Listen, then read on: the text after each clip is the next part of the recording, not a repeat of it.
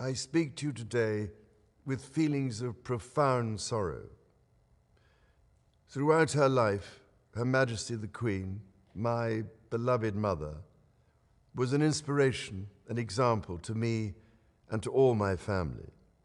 And we owe her the most heartfelt debt any family could owe to their mother, for her love, affection, guidance, understanding, and example. Queen Elizabeth was a life well lived, a promise with destiny kept, and she is mourned most deeply in her passing. That promise of lifelong service I renew to you all today.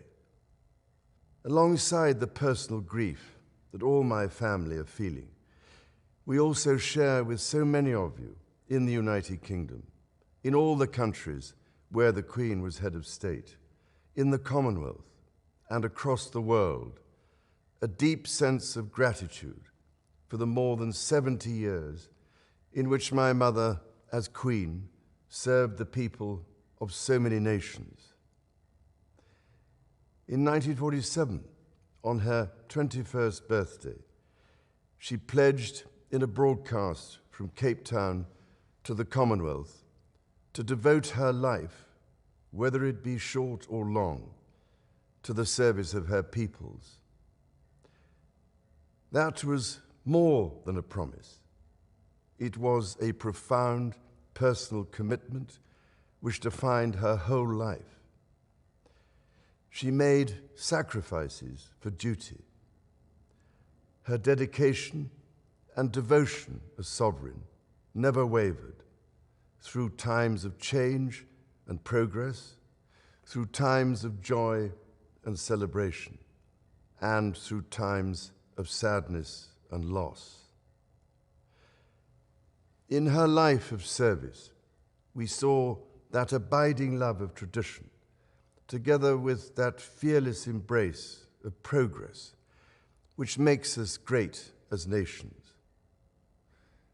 The affection, admiration, and respect she inspired became the hallmark of her reign. And as every member of my family can testify, she combined these qualities with warmth, humor, and an unerring ability always to see the best in people. I pay tribute to my mother's memory, and I honor her life of service. I know that her death brings great sadness to so many of you, and I share that sense of loss beyond measure with you all. When the Queen came to the throne, Britain and the world were still coping with the privations and aftermath of the Second World War, and still living by the conventions of earlier times.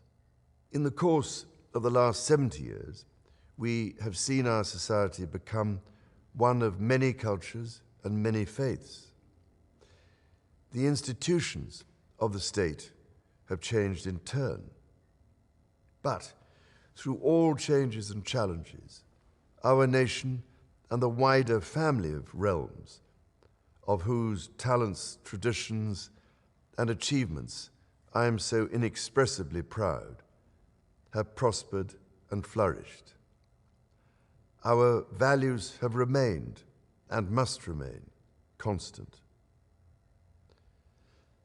The role and the duties of monarchy also remain, as does the sovereign's particular relationship and responsibility towards the Church of England, the church in which my own faith is so deeply rooted.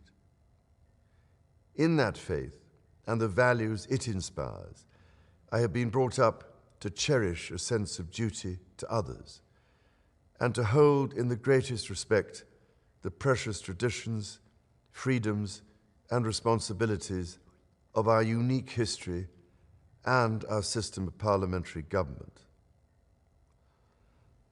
As the Queen herself did with such unswerving devotion, I too now solemnly pledge myself throughout the remaining time God grants me, to uphold the constitutional principles at the heart of our nation.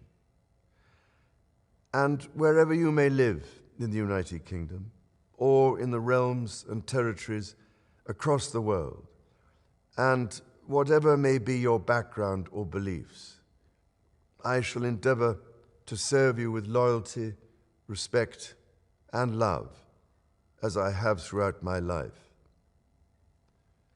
My life will, of course, change as I take up my new responsibilities. It will no longer be possible for me to give so much of my time and energies to the charities and issues for which I care so deeply. But I know this important work will go on in the trusted hands of others. This is also a time of change for my family. I count on the loving help of my darling wife, Camilla. In recognition of her own loyal public service since our marriage 17 years ago, she becomes my Queen Consort. I know she will bring to the demands of her new role the steadfast devotion to duty on which I have come to rely so much. As my heir, William now assumes the Scottish titles which have meant so much to me. He succeeds me as Duke of Cornwall and takes on the responsibilities for the Duchy of Cornwall, which I have undertaken for more than 5 decades.